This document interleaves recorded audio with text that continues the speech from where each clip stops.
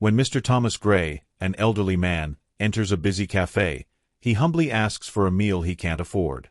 Kelly, the barista, and Ben, the manager, are quick to judge, publicly humiliating him in front of their customers, treating him like a burden. Just when it seems like Mr. Gray will leave in shame, an unexpected discovery leaves them all in shock. The man they scorned has been quietly supporting their café and paying their wages for years. This revelation will change the lives of Kelly, Ben, and the entire café staff forever in ways they never could have imagined. Watch till the end to uncover the heartwarming twist. But before we dive in, leave a comment and let us know where you are watching from today. And if this story speaks to you, hit that subscribe button for more amazing stories. In the quiet corner of a bustling café, an elderly man, Mr. Thomas Gray, shuffled in. His clothes were old and worn, but his eyes carried a warmth and dignity that made you stop and notice. As he entered, the clinking of cups and the hum of conversations softened. He took a slow, deliberate step toward the counter, his cane tapping gently against the wooden floor. The café was known for its upscale menu, frequented by young professionals and the city's wealthy elite. Mr. Gray, with his modest appearance, didn't quite fit the typical customer profile. Behind the counter, Kelly, the barista, eyed him with a raised brow. She was young, sharp-tongued, and always in a rush to get things done. Her shift was nearly over, and the last thing she wanted was to deal with what she assumed would be an awkward conversation.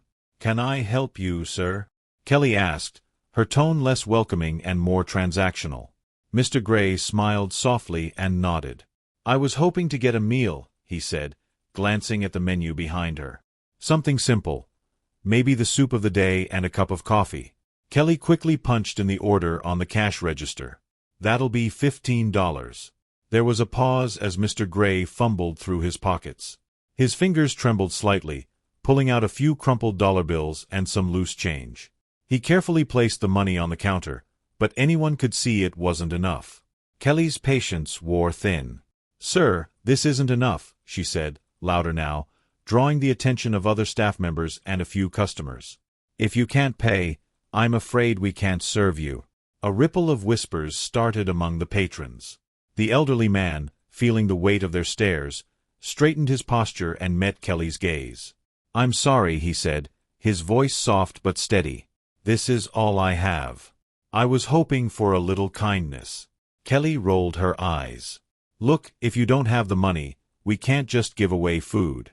This is a business, not a charity." At that moment, Ben, the café manager, overheard the commotion and walked over. He was known for running a tight ship, ensuring that everything operated efficiently. "What's going on here?" he asked, glancing between Kelly and the elderly man. "This gentleman can't pay for his meal," Kelly responded, arms crossed. "He's asking for something he can't afford." Ben looked at Mr. Gray, then at the paltry amount of money on the counter. He sighed, irritation creeping into his voice. "Sir, we have policies in place. If you can't pay, you can't eat here." Mr. Gray's expression didn't change. He nodded, understanding their stance, and slowly gathered the change back into his pocket. "I apologize for any trouble," he said quietly, his voice tinged with sadness. He turned to leave, his cane tapping once more against the floor, each step a little heavier than the last. As he reached the door, a young waitress, Sarah, who had been observing the entire scene, felt a pang of guilt. She had seen Mr. Gray around the neighborhood before, always polite, always kind. Something didn't sit right with her about how he had been treated. "Wait," Sarah called out, hurrying toward him. "Please, sir, don't leave just yet." Mr. Gray stopped and turned around, his tired eyes meeting hers. "I'll cover the meal," Sarah said, pulling out her wallet. "You shouldn't have to leave hungry." The café fell silent for a moment as everyone watched the exchange. Kelly scoffed, clearly unimpressed, while Ben folded his arms, waiting to see how this would play out. Mr. Gray smiled at Sarah, a genuine smile that reached his eyes. "Thank you, dear. But it's not necessary.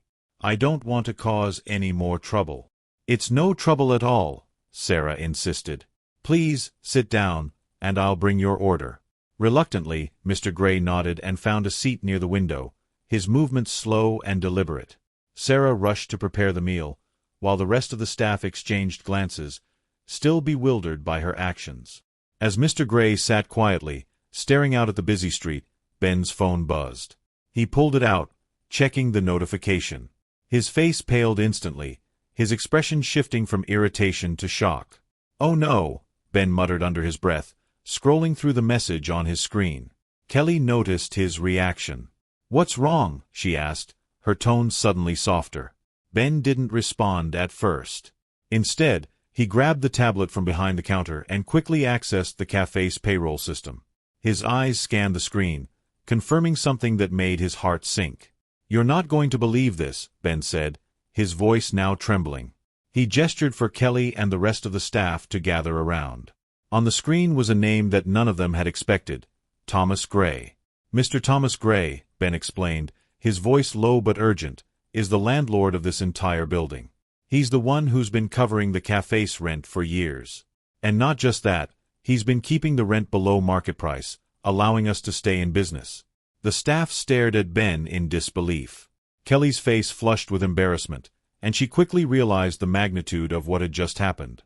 "We've been making a profit because of him," Ben continued, his tone filled with regret. "If it weren't for his generosity, we wouldn't even have jobs." The weight of his words sank in.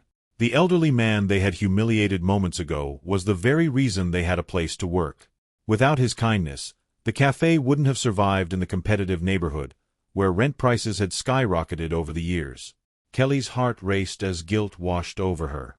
She had been so quick to judge Mr. Gray based on his appearance, never once considering who he might be or what his story was.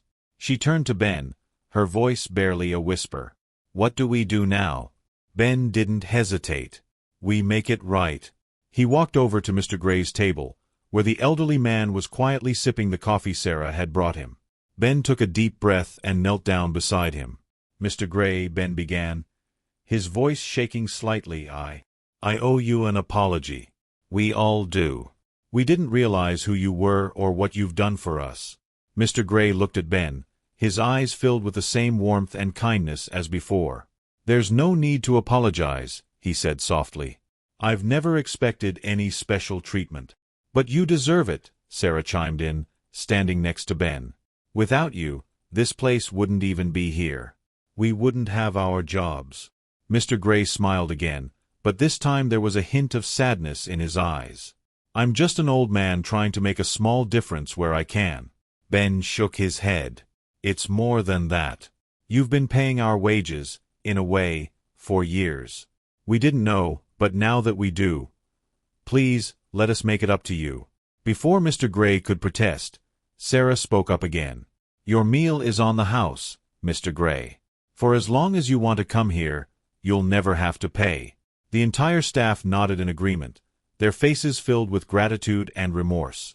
Mr. Gray chuckled softly, shaking his head. "I appreciate the gesture, but I'm not looking for handouts. I've always believed in earning my way, just like everyone else." Ben stood up, extending his hand toward the elderly man. "You've earned far more than we can ever repay, Mr. Gray. Please, let us do this for you." After a long pause, Mr. Gray reached out and shook Ben's hand. "Thank you," he said quietly. "You're all very kind." As Mr. Gray finished his meal, the atmosphere in the café shifted. What had started as a moment of embarrassment and shame turned into one of redemption and kindness. The staff, once judgmental and hasty, had learned a valuable lesson about humility and gratitude.